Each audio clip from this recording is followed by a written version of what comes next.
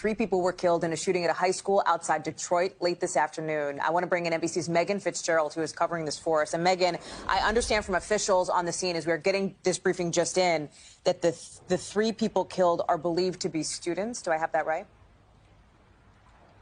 Yeah, that's absolutely right. The unfortunate news just coming in from authorities that, as you said, 3 students believed to be among those who died. We know a total of 6 people were shot.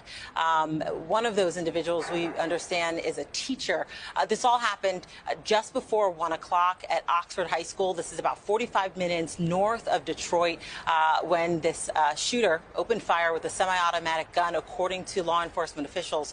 But there was a school resource officer who was already in the school who was able to apprehend this suspect within 5 minutes. But understanding that over 100 calls came in to 911, a frantic scene, of course, when you hear a gun going off inside the school building there. Police responded immediately with SWAT team, a large response.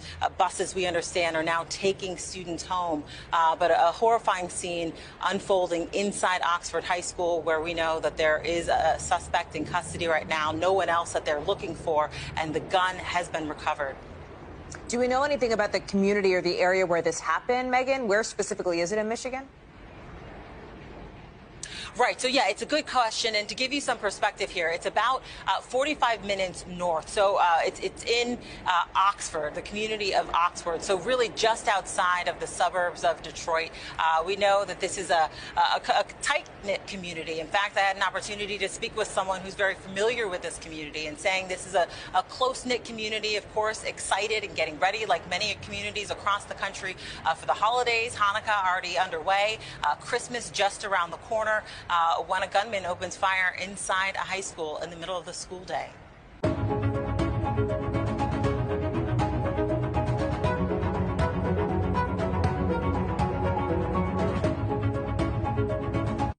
Now, we knew earlier in the afternoon President Biden was alerted to what had happened in Oxford. He spoke in Minnesota addressing the shooting a short time ago. Yes, let's take a listen. I learned about a school shooting in Michigan. We learned, as we learned the full details, my heart goes out to the families enduring the unimaginable grief of losing a loved one. Apparently, there were somewhere in the order of 9 people shot, and several, or 3, I think, are dead. And the young man, I think, is, as I understand it from staff, is about 15 years old, and he turned himself in, and just said he claimed his right against self-incrimination and handed over his pistol. That's all we know about it, but you've got to know that that whole community has to be just in a state of shock right now. He's got that right, but it is, of course, a part of this growing problem. We have had more than 24, depending on how you qualify and define a school shooting, more than 24 across the United States this year. And more than 40 people have been killed in these shootings, and now, sadly, 3 more today. This has been a stunning and awful couple of hours for all of the parents at Oxford High. Yes, it definitely has. Parents were directed to a mire near the school where students were sent, hoping to reunite with their families as soon as possible. Our Jason Colthorpe is in that area and joins us. He's been talking with students and parents as well. Jason. Karen, I'm actually across the street from the mire, and that's where some parents and students have now spilled over into an area where this is so fluid that they're just trying to find a place where they can get kids and their parents together in the right spot where they can meet. The mire is just almost a zoo now with a heavy police presence, as you can imagine. But across in this place, I went walking around, came across several parents and students, many who couldn't even put into words what had just gone on, and they weren't even in the middle of it, but they were reunited. You could just see the relief on their faces, parents not letting their kids more than a couple feet out of their sight, out of their reach.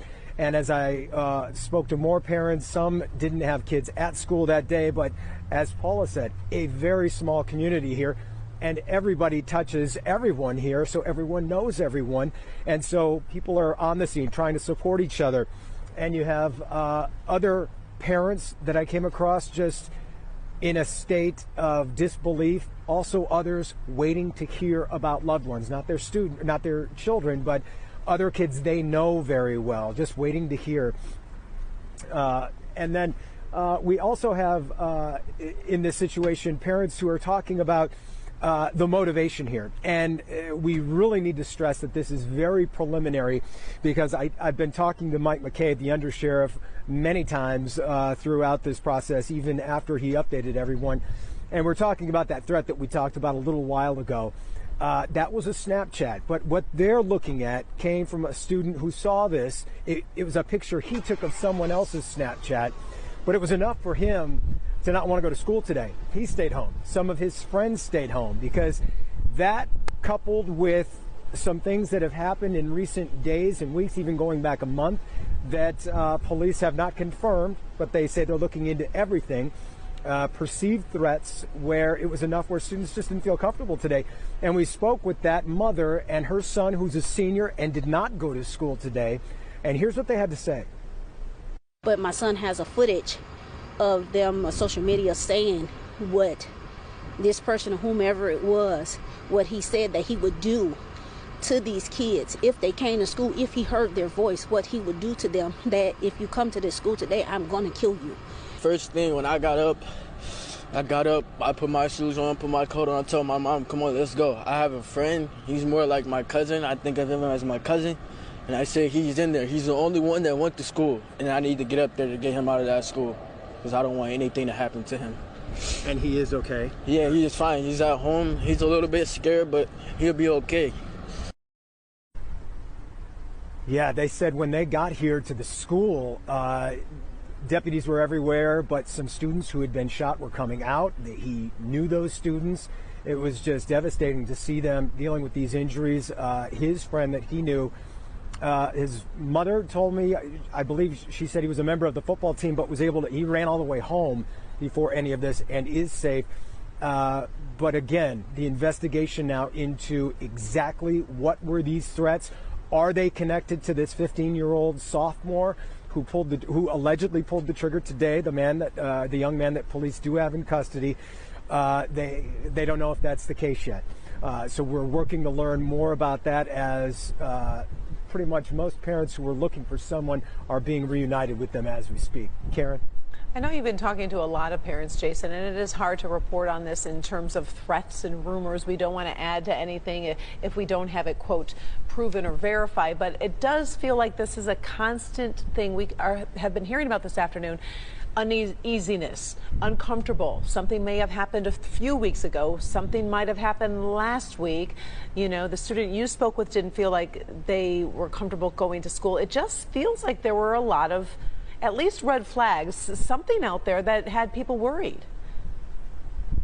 Well, and I think you could pick up on that a little bit when the superintendent was talking to Paula. And this parent, I mean, I asked her point blank, do you think your son can go back to this school? She said, no, he's not coming back. She doesn't want him to come back, in person at least, given what has happened. And in a lengthier interview we had with her, she talked about a lot of different things that had been happening, writing on the walls, threats to certain students, violent threats.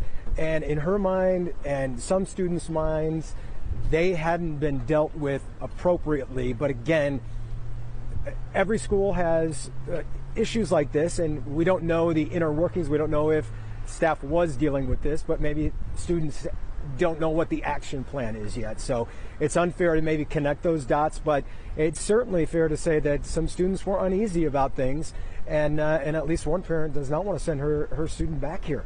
Karen? Most definitely. There's a lot there to unpack. All right, Jason, thank you very much. Time parents are rushing as much as they can to that Meijer to pick their children up over at the Garden Center. The Meijer's is north of the school. Jason Colthorpe is there. I know you've been talking with parents. Jason, give us the very latest. Oh, as we see people.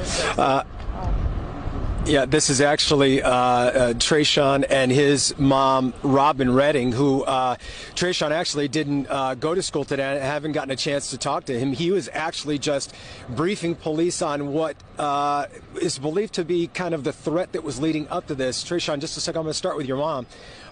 Walk me through what this was like as a parent, and it explained Trayshawn didn't go to school today because of a perceived threat, correct? Well, he didn't go to school today because he was just not feeling comfortable with going to school. He had a conscience of saying, like, I don't want to go to school today, Mom. Can I just do it online? So I just said, okay, yeah. But then before him saying that, he said, Mom, none of the rest of the kids is going today. And I said, why? The rest of them not going? And he said, no. So I said, okay. He said he wasn't answering because all of them always say, I'm ready, I'm up, I'm getting on the bus, or meet me here, that nature, and that wasn't happening today. And why was that? Was there an uneasy feeling about the kids had he was today? that was just an uneasy feeling that he had and didn't want to go. I just got like a little feeling that like when I got up today, like I text me and my little cousins because I'm a senior, like they're like a little bit younger than me, so I text them and I was like, is anybody up? Who's going to school? Like, get up, let's go, we're going to school. No one responded, so I'm like, man, this is weird. Like, we never do this. Like, either like somebody's sick or like something's wrong. So I'm like, what was worrying everybody? There had been some ominous threats posted in recent days. Is that right? Yeah, that is right. That it is. I've been hearing the threats too, and it's like, you know, kids they play around and say, oh, we're gonna shoot up the school or this. You don't supposed to play around with that. Right. Like, this is serious. You can't do that. So I mean, like, it's a lot of stuff that's been going on. You know, this school it's been tragic, and it's like, I don't even know. It's just. When you heard about what was going on at school today, you weren't there, but then you learned there's an active shooter. What was going through your mind? My first thing when I got up, I put my shoes on, put my coat on, I told my mom, come on, let's go. I have a friend, he's more like my cousin. I think of him as my cousin. And I said, he's in there. He's the only one that went to school. And I need to get up there to get him out of that school because I don't want anything to happen to him. And he is okay? Yeah, he is fine. He's at home. He's a little bit scared, but he'll be okay. This has been crazy. Now, the threats that we've been talking about, I was just talking to the undersheriff again about that. They're looking into these threats. There was something posted about a deer head. Tell me about that. That happened probably like a month ago, which is like somebody cut off a deer head, his neck, about like around his neck. An actual deer head. The actual deer head, blood and everything, and threw it in our courtyard in our school. Which you have to get inside the school to get in that courtyard, and it's outside. And they like drew all on the buildings on the wall looking for our principal. They want to talk to our principal, asking him where he is. I mean, it's a lot to this. I mean, I don't have all the details, but and they're still investigating. He's confirmed if it's connected to this sophomore who pulled the trigger today. And as you guys got here, you saw a couple of the students come out. And I don't want you to name any names because they're still notifying people. But how is that hitting you, knowing that you know some of these kids that were shot today? I mean, it worries me a lot. I mean, I grew up with these kids for so long. I've been going out here for almost like 4 or 5 years now. And I know these kids that they're hurt and they're sad. And their parents don't know what to do, but it's gonna be okay. God will heal everybody. Everybody will be fine. We're certainly glad you're okay. And Robin, from a parent's standpoint, talk to me about safety. Do you feel safe letting Trayshawn go back to school here? No, I do not, because they haven't got this under control. If all these things are already happening, you never know what might happen again. And I'm not finna risk my child being able to get hurt. So I would prefer just to have him online. I'm not sending him back to the school. There's nothing that nobody can say, oh, you going to school. Oh, it's over. You don't know. You can't predict anything for that to happen. So no, I'd rather for him to go online. My condolence goes out to the family and the staffs and all the, the kids that were injured into this, and all the trauma ties and things that can cause all those students and staff. And I've seen a lot of parents today, and they are definitely in a state of shock. Yes. Is it that way for you too?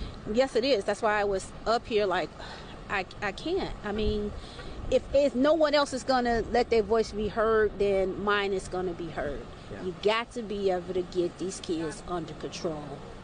They have to. They have to get this whole thing under control. Security is a must. You can't say it won't happen. This can happen anywhere. Yeah. So yeah, I'm not sending my kid back to no school that he can't even sit down and get a lesson to know that I'm gonna get a phone call and say my child been shot or it's a shooting. No, that's devastating. It's crazy.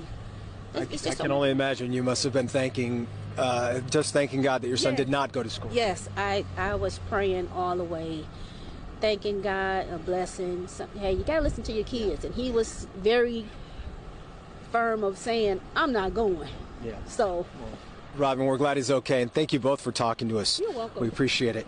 And David, Karen, by the way, the undersheriff had just told me a minute ago that we're expecting another briefing coming up at 5 o'clock. It's we still got a long way to go before that, but as they actively investigate some of this, I can tell you that we're across the street from Meijer, where the original staging area was, but there's been all kinds of overflow.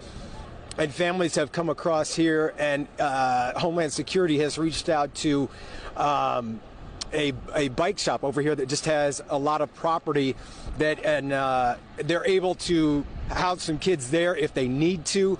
So it's become a staging area over here. And in talking to some parents over there, I can tell you a few of them were waiting word on their loved ones to find out if their kids were okay. And it's just a scene, straight out of every parent's nightmare as they try and wait for that. So we're waiting. We're waiting for an update, and we will update you as soon as we get that. But for now, I'll send it back to you in the studio. Jason, I want to say, before you went to that interview, I saw that student just hugging one of it appeared to be a police officer. Was that the case? Yeah. Tell me a little bit more about that. He was the first one over here that had brought to their attention that there had been other threats in recent days, and going back a month ago to the Deerhead situation he was talking about, where someone posted it. And when we talked to her earlier, by the way, she said the threat that really spurred her son and some friends to not go to school was much more explicit. It included the words saying, if you come to school today, but they weren't sure who it was directed at. If you come to school today, you will get shot. So there was an explicit threat out there, and officers learned of it. This is a very fluid situation for police as well.